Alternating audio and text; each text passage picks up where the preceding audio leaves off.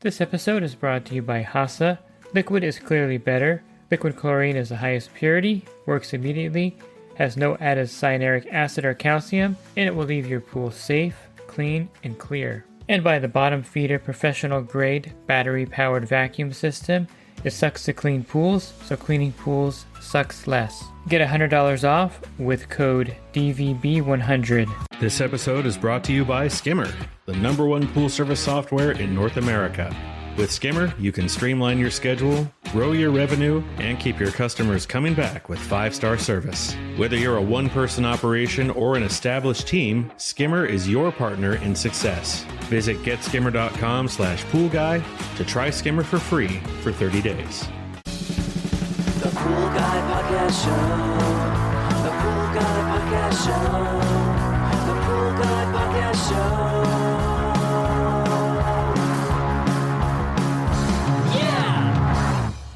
Hi, welcome to the Best of the Pool Guy Podcast Show.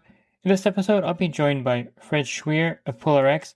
He's going to answer some questions about the compatibility of the PoolRx Plus in your pool, and some other questions you may have about the PoolRx Plus and the usage of this. And by the way, this is a great chlorine enhancer that you can use to extend the life of the chlorine and prevent algae growth in your pool.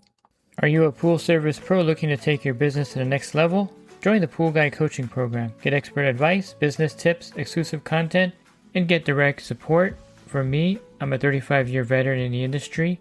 Whether you're starting out or scaling up, I've got the tools to help you succeed. Learn more at swimmingpoollearning.com. Yeah, and there's this next one. There's probably a lot of factors that go into it, but sometimes I get a question where they put a PoolRx unit in the pool and they still see algae in the pool. And there's other aspects of this, but Yeah, that's easy. That's easy. I mean, really, it comes down to sizing, right? So you want to size it properly. And I also go back to your filter cleaning. If I didn't mention this, but I want to bring it up. If you have DE filters, I would, you want to break down those grids. You want to recharge it with your right amount of DE. And I would recommend putting a PoolRx unit there in the skimmer furthest from the pump. Even better, if you have a bypass valve, bypass the filter if you can, to allow those minerals to get into the water and not have to go through the DE filter. But worst case on DE, put it in the skimmer furthest from the pump. Let that pool run as long as you can. The longer the better on the initial install.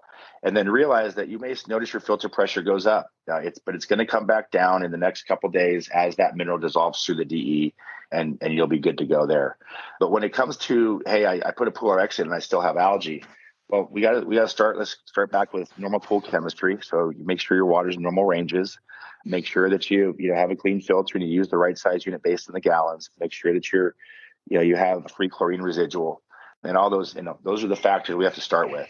Where people don't get the results we advertise is typically from those, either sizing, filter cleanings, installation, possibly backwashing the minerals out too soon right after they put them in.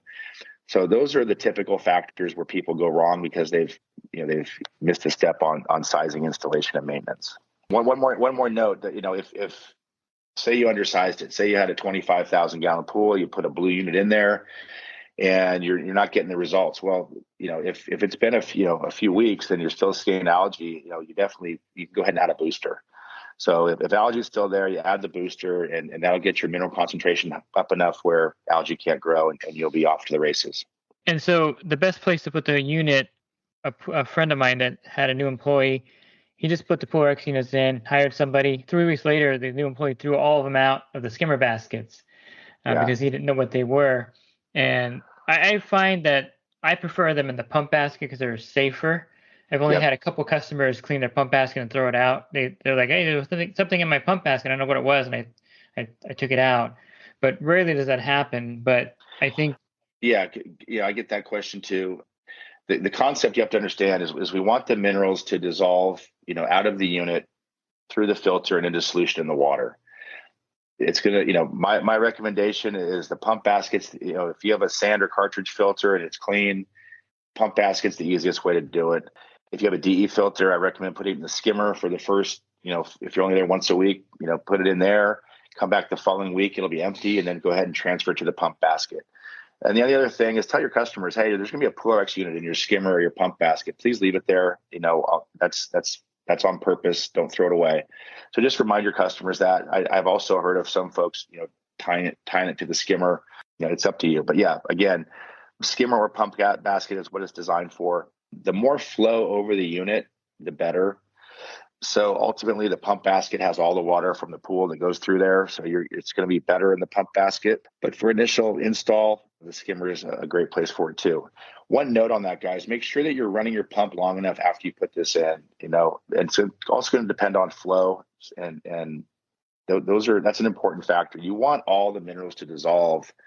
You don't want to put it, in the skimmer pump basket at 8:00 in the morning, and then, the pump doesn't turn on until 8:00 at night because your customer is trying to save money on their energy bill. All that mineral dissolves in the bottom of the basket in this blue concentration of mineral, and then the pump turns on at full speed and it blows 20,000 gallons worth of mineral through the filter into the water, and then you see this blue mineral that's undissolved, and you're going to have to probably lower the pH a bit to try and allow that to dissolve and get into circulation and solution. Running the pump after install is important. So keep that in mind. I get this question all the time. So you're putting the minerals in the water. Where do they go? Where do they go? How do they get out of the water? You mentioned the lifespan. So people are always asking me, hey, is there still metal in my pool water after this is done? Yeah, good question. So with us, PoolRx is adding the right amount of mineral based on the gallons of the pool, and our mineral is chelated. It's protected through the life of our mineral. So we are in control of what we're putting into the water, and the chelation protects it through the lifespan of the mineral. So the mineral does get used up and it does get filtered out. And so when you're cleaning your filter, the mineral is out of the water. The copper is out of the water. It doesn't stay in the water. We have folks that have been using this since 1994 every year as directed, and we never get to a saturation point because the minerals get used up and filtered out. And when you're cleaning your filter, they're out of the pool. Now, since we're talking about metals in the water, let's talk about what we get blamed for is existing metal in your water prior to installing PoolRx.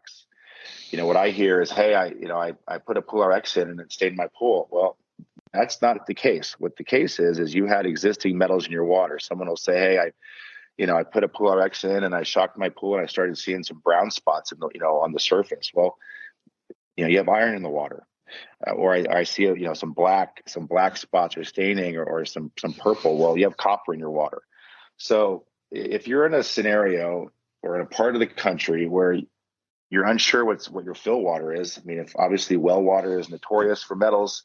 If you have old copper plumbing, that's going to be leaching copper in. If you have an old copper heat exchanger that's been leaching copper in, you should be testing for that with or without using PoolRx. You should at least be testing that water once a year and dealing with that first. Meaning if there's existing metals in your water and then you're adding PoolRx on top, well, now the water's much more crowded. And our minerals, PoolRx is making the chlorine super active. And so people shock the pool and then all of a sudden they start seeing metal stains. Well, again, not PoolRx that's not from PoolRx, it's from your existing metals in the water.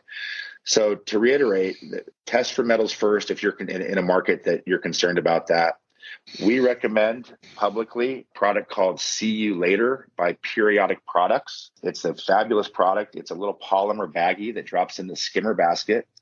Unlike a sequestering agent, a liquid sequestering agent that holds metals in solution, this actually physically pulls all the trace metals out of the water. So if you have a 20,000 gallon pool, it's got 0.4 parts per million of iron, it's got 0.6 parts per million of copper, and you're like, hey, how do I get this out of the water? Well, See You Later is the product, and it's relatively inexpensive. You drop it in the skimmer. As the water flows over the bag, it physically traps all trace metals. It pulls out copper, iron, manganese, cobalt, all sorts of metals. So it gets you from whatever you're at to zero. So your entire 20,000 gallon pool is now zeroed out. There's no trace metals in there. And even if you're on well water, even if you have other metals leaching into the water, it's going to take you a full season to get to a point where it's an issue again. So it's something that we recommend test for metals first, use the See You Later, retest before installing PoolRx, and then go ahead and throw the See You Later bag out. You just throw it away after it's been used up. And then you can install PoolRx without having the worry of, other metals in the water that can cause you problems. This is a very important note and something it's important to me because, I want to make sure people are aware of what's in their water so we don't get blamed for it. They've been throwing a bunch of stuff in there and they don't realize that there are limits to water chemistry. And so I'd rather get you at a good place first and then use our product as directed and then you're good to go.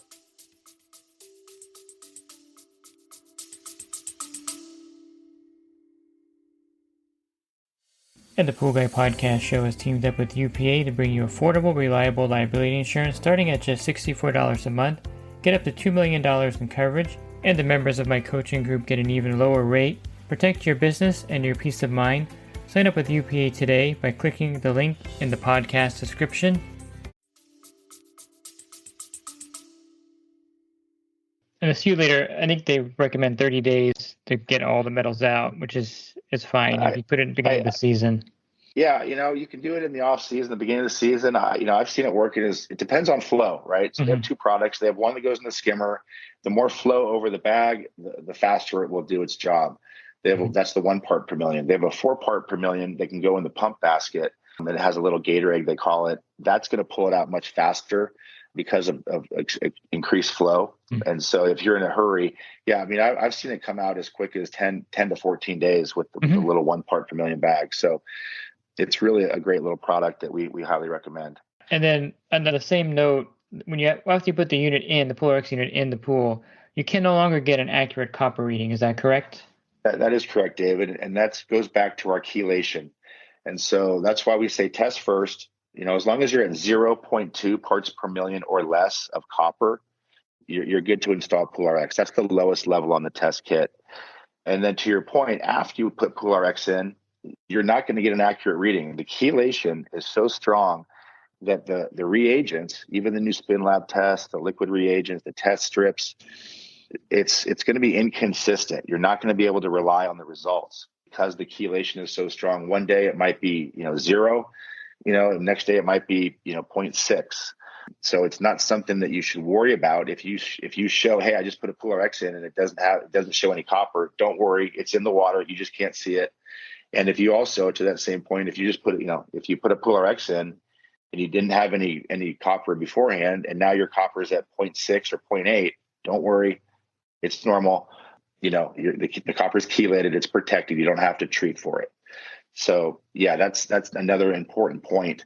And that kind of leads us to how do I know when to add more minerals? How do I know when to add a booster? And I've kind of hit on that a few times. You're gonna know based on your chlorine demand is going to be the first sign. And then after that, it'll be visible, cloudy water or any hint of algae. And at that point, it's time for a booster. But the nice thing is with PoolRx, it's going to take 2 to 3 weeks as the mineral gets used up and filtered out and reduced in the water. The water is going to take 2 to 3 weeks to get to a bad spot. So it gives you plenty of time to add a booster. Let's close with the compatibility of the PoolRx, because we already talked about what happens if you toss it out accidentally. You just need to get a new unit basically because the minerals are going to last about a month, right? Yeah. So if you do lose the unit, don't put a brand new unit in right away because you don't want to overdose, right? You're going to want to wait until that mineral that you originally dissolved into the water that previous week. You want to wait, give it at least a month or so before you put a new unit in so you don't overdose that pool. But the compatibility of PoolRx, let's talk about, so it's compatible with borates. It's compatible with phosphate removers and enzymes, even though you don't need those. Yep. And it's compatible with all types of chlorine, but there is a caution with cal hypo directly in the pool, right? Yeah, correct. So yes, David knows this very well. He probably knows my product better than a lot of people that I know. Not only has he been using it, but we've been talking about it for years. But yes, to your point, it's compatible with everything except you don't want to have other metals products, right? You don't want no copper in the water, no bromine, no biguanides, none of the Bacquasil product. But yes, it is compatible with everything else, borates, phosphate removers, enzymes. And as far as chlorine, it's all types of chlorine. It's also compatible with UV, ozone, AOP systems, salt systems. The one product you want to be careful of is cal hypo. It's compatible with cal hypo, but you got to make sure you dissolve and dilute your cal hypo before pouring it in the pool. Not all cal hypo is made the same. And under certain water chemistry conditions, if you just sprinkle the cal hypo around the edge of the pool and it settles to the bottom, it can instantly flash and oxidize little black spots where the cal hypo granular is. It'll go away after a few weeks, but it's an eyesore. And so it's totally avoidable. Just get your 5-gallon bucket of water, pour your 1 pound of shock into the water bucket. Don't add water to the dry. You want to add the dry to the wet, to the bucket of water. Stir that up and then pour it in the deep end, and you're off and running. So yes, we do recommend dissolving and diluting cal hypo as a general rule. There's some cal hypos out there that dissolve very quickly, and we don't run into that problem. But as a general rule, that's what we recommend. And does cal hypo affect the anode at all? Like if you're on a cal hypo pool, it doesn't really affect it, right? Yeah, the alloy is not affected really by that. So I know a lot of folks, as they should not do, but they're pouring cal hypo into the skimmer. We don't recommend that, but yeah, no, it's not affected by that. So you're good to go there. It's just the fact that it's our minerals are making chlorine super active and available, and that particular type of chlorine can have an issue if it's not dissolved and diluted before pouring it in. Yeah, I just think it's an easy to use product, easy to sell product for the pool pro. If you're just starting out and you're looking for a way to enhance the chlorine, to me it's the easiest. Borates are good, but it can be a little complicated. Measuring the amount, selling that to your customer, it's more expensive than the PoolRx unit. And I think the PoolRx to me is the simplest thing. It's an actual physical product. You can just show the customer, hey, I'm going to put this in your pool. You have the packet, you have the actual item in a nice container. You're not going to buy the retail packaging usually, but you'll have the unit and it's going to look something physical for the customer. Whereas the other enhancers are not quite as optically pleasing. You can't really show them. You can show them the bucket of borates, but it's kind of weird. So the PoolRx to me is an easy sell, something you can hold in your hand and say, I'm going to put this in, and it's going to save on the maintenance of your pool. Your pool's going to be algae free, it's going to be sparkling, and we're going to have your chlorine level at a really low level in your pool so that you can swim in there comfortably. Not that having a high level is a problem, but for some reason people always want to have like the least amount of chlorine. For some reason they correlate like chlorine with like doing laundry and using bleach in there, and it just stuck with everyone in their head. They're like, oh, I'm swimming in bleach, I'm swimming in all this chemical. To me, it's an easy sell, and it's a product that you stand behind, and if you have any problems, Fred is the first person that can answer these questions, and he'll personally email you, and you've called people too on the field. I know you've done that personally. Yeah, that's correct. We definitely stand behind our product. Our job is just to try to educate people on how to use it properly. And beyond using our product properly, we're trying to help folks, realize, some basic, everyday pool maintenance education to keep people, along the right path. So yeah, we're here, for the service pros all the time. I do answer my cell phone, and then I do email your group. They have questions, new folks to the product. The cool thing, David, is is once you get it and once you understand the basics, it's pretty easy. It's not something that requires a lot of education. Once you get on it and you see for yourself and use it as directed, it's one of those products that you're going to be loving for the rest of your pool service life. And I guess we should emphasize that any problems you have are solvable. It's not like something's going to be, not solvable. Yeah. I would rather you guys avoid them by following our directions. But let's avoid problems first by a little education and using it, per our directions. And then, but yes, if you do run into a problem, everything's fixable.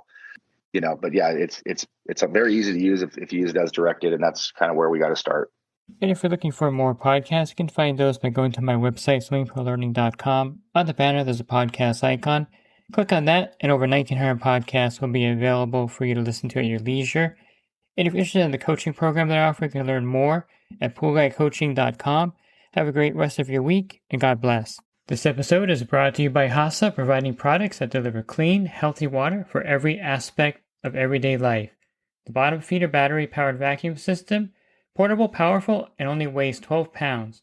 And Skimmer. Get Skimmer, America's #1 pool service software. Podcast listeners can try Skimmer for free at getskimmer.com/poolguy.